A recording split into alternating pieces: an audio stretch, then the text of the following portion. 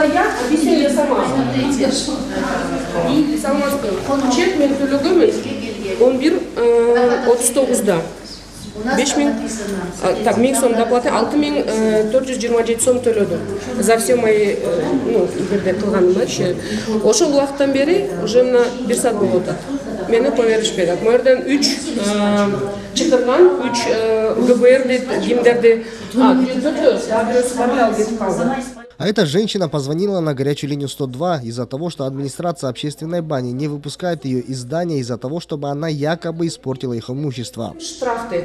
Хорошо, штраф төлөй турган болсо, штрафты төлөгөнүн эмеси процедурасы кандай десем, силер төлөйсүңөр, акчаны кассага кете бересиңер дейт. Мен 1000 сом төлөп туруп кассага кете берет экенмин. Штраф төлөш үчүн бул деген протокол түзүлүш керек да, туурабы? Протокол мен макул болбосо мен макул эмесмин дейм, анан сотко барып туруп чечилиш керек да, негизи. Бул чачымды боёткон буга чейин, бул жерден боёгонум жок краска менен. Буга чейин боётконмун, ошолнун краскасы чыгыптыр да, чачтын краскасы. Любой аял киши боёйт чачын. Кабаты өзү жытанат экен, страшно, аны кийгенде эле жок элем негизи.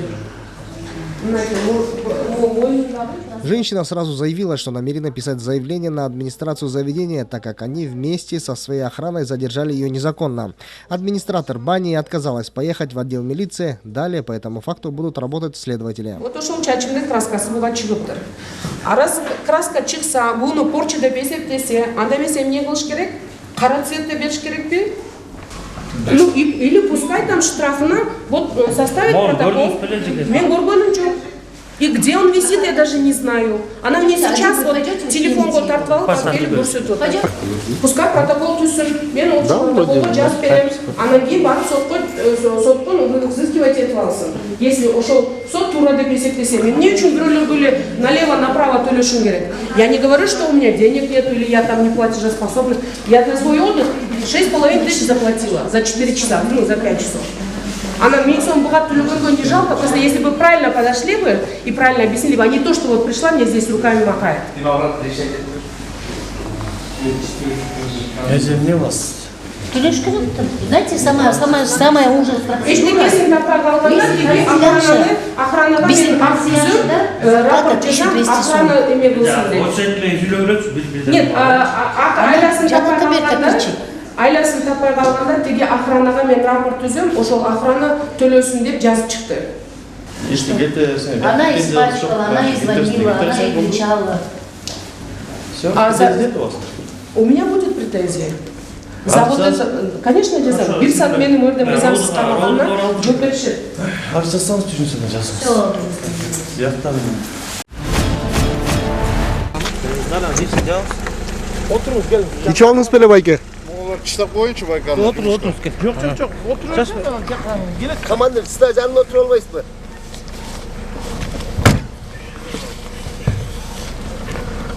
Водитель этой «Жигули» был остановлен в селе Маловодное Чуйской области. Он подозревается в том, что управлял автомобилем в нетрезвом состоянии. Сотрудники незамедлительно повезли водителя в наркологию. По дороге он признался, что пил спиртное. Однако думал, что в селе ему за это ничего не грозит.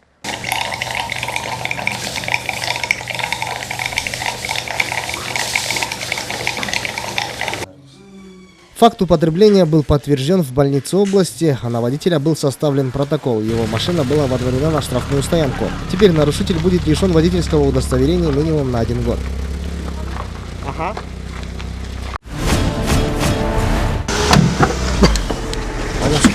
Салам алейкум.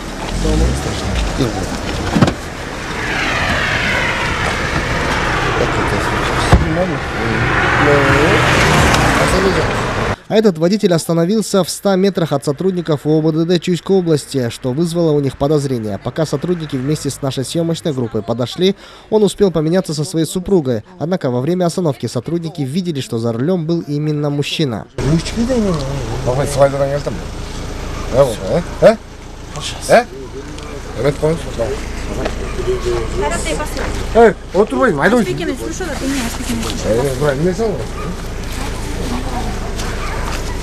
Я.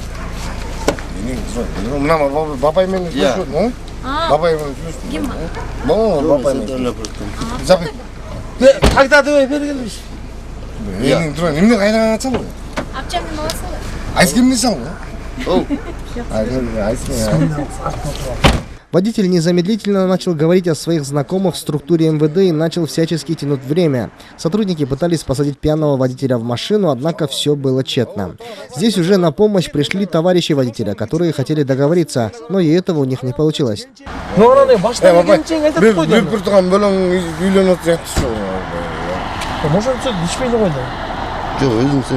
Ошақтан берін, секір, ошақтан айдат қойдыңыз келіншеңізге. Қатмен жоқ бұл келіншеңіздің? Келіншем, правилно, ертең бүртін ға. Экзамен тапшырып еді қазір, Жоқ, тапшыралық. Ертең бүртін күтет. Келесіз бе? Оқырсың бұл? Оқырсың бұл. Біз мояқта қаяққа келіп қалды. Қызылтуға келіп баратқан маркет деген магазин бар ғой? Жанша, мен өзімнен слушам.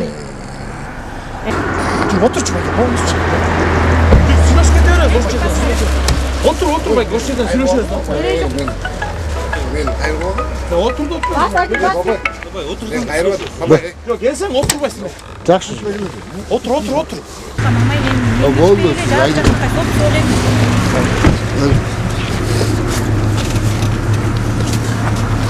Жоқ, білмеймін.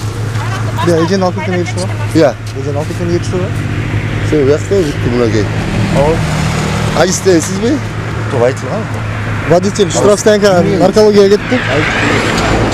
Мен Некоторые даже пытались сообщить бортовой номер спецмашины своим знакомым, которые предположительно работают в правоохранительных органах.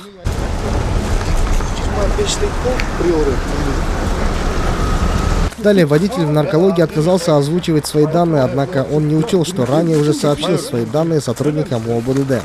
Келіншем айта қалдым.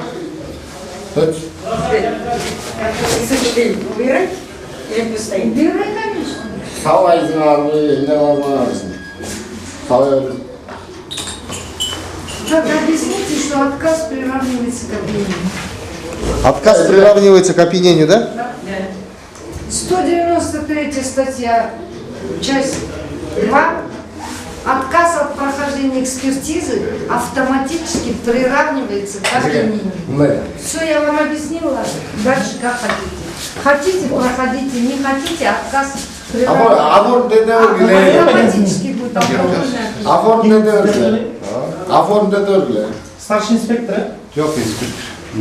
Если нравится, нравится. Yok, bunlar oxirda Мындай болмай беріп қойбайсың.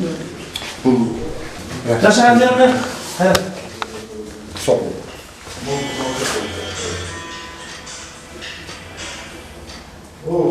Kaç geçiyor? Соқтың центрінен.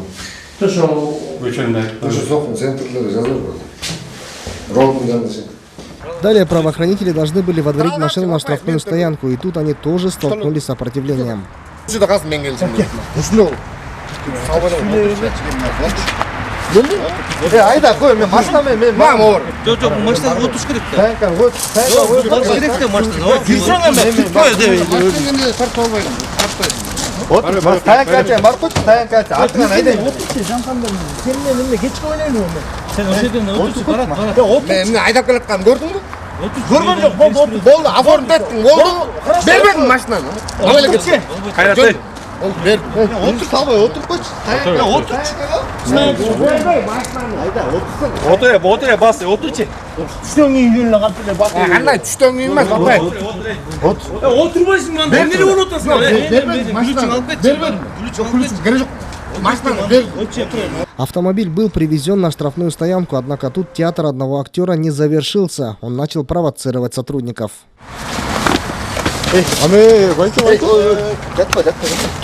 자, 좀 쟤.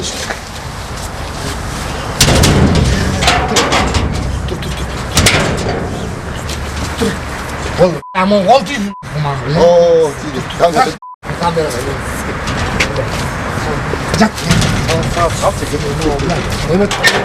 Машина была водворена на штрафную стоянку, протокол был выписан, и теперь водитель будет, скорее всего, лишен водительских прав на 1 год. Однако, как ранее призналась его жена, скоро она получит свое водительское удостоверение.